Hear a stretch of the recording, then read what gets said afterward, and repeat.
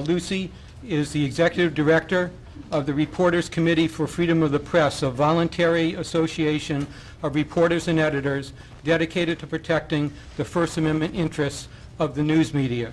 Based in Arlington, Virginia, the Reporters Committee has provided research, guidance, and representation in major press cases in state and federal courts for nearly 4 decades. Lucy Dalglish appears frequently in print, online, and broadcast as she discusses issues involving the media and the First Amendment. Prior to assuming her role as the executive director in January 2000, Dalglish was a media lawyer for almost 5 years in the trial department of the Minneapolis law firm of Dorsey and Whitney.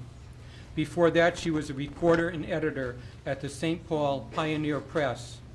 In 1995, Lucy A. Dalglish was awarded the Wells Memorial Key, the highest honor bestowed by the Society of Professional Journalists. A year later, she was one of 24 inducted into the charter class of the National Freedom of Information Act Hall of Fame in Washington, D.C.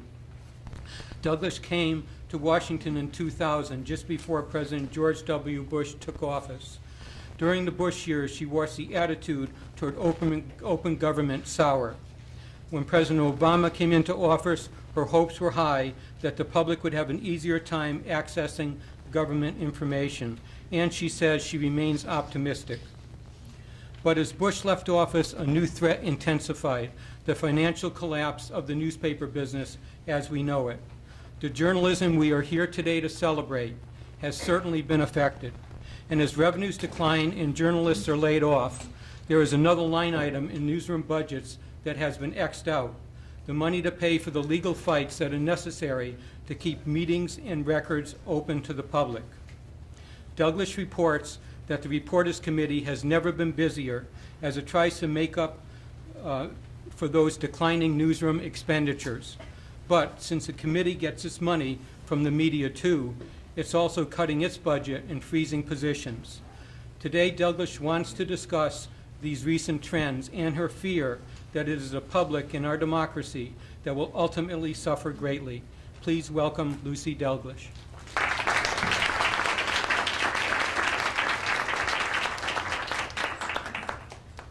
Thank you very much, Lance. Okay, now will that stay there? It's a pleasure to be here. For those of you who don't know, the reporters, oh dear. Okay, just gray matter, gray noise. For those of you who don't know, the Reporters Committee is a 40-year-old organization based in D.C.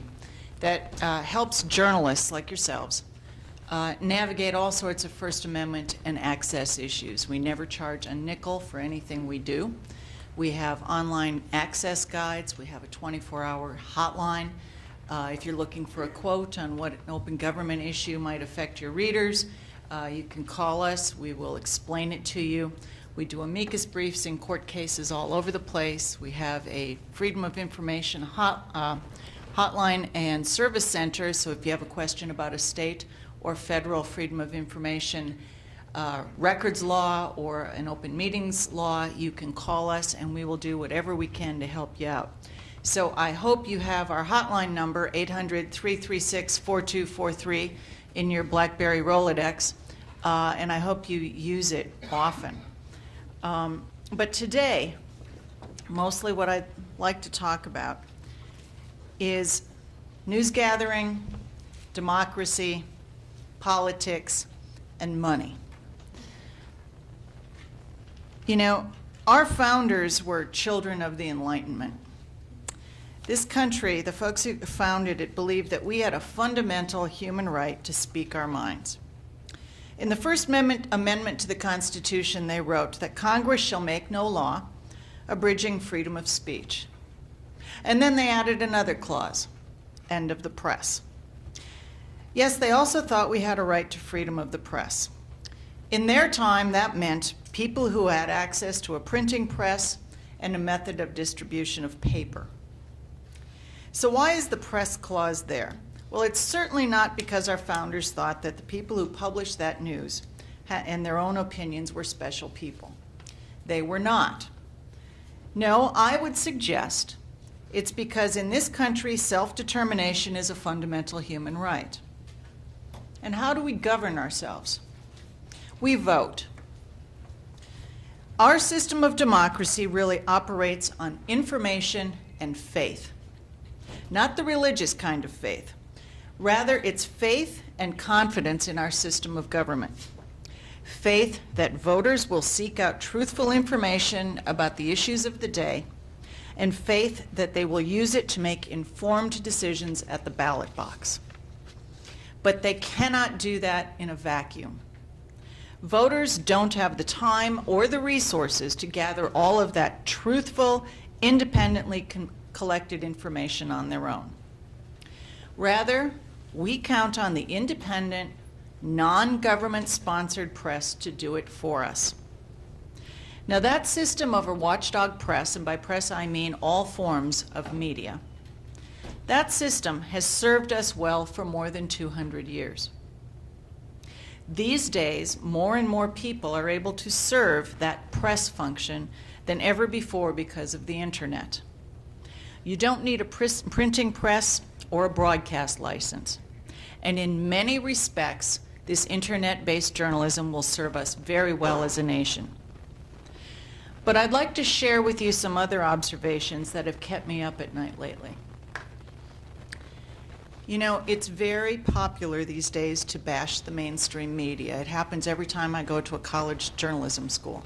They like to bash the mainstream media about how they're stifling voices because they're owned by just a very few rich conglomerates.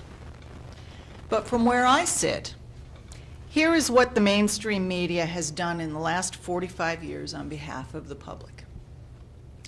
Number one, they have trained thousands of people to gather information, interpret it, and disseminate it to the public, to make that information meaningful. Number two, they have fought for narrowing libel laws so that our elected officials couldn't shut them or anyone else up just for writing critical stories. Rather, public officials who have been defamed have to prove the mistake was done intentionally. Think of New York Times versus Sullivan in 1964. Third example, they led the battle for state and federal open meetings and open records laws.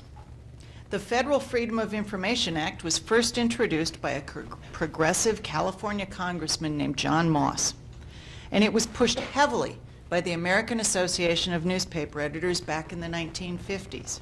It took ASNE more than 10 years and much, much money to get that law passed and signed by LBJ in 1966.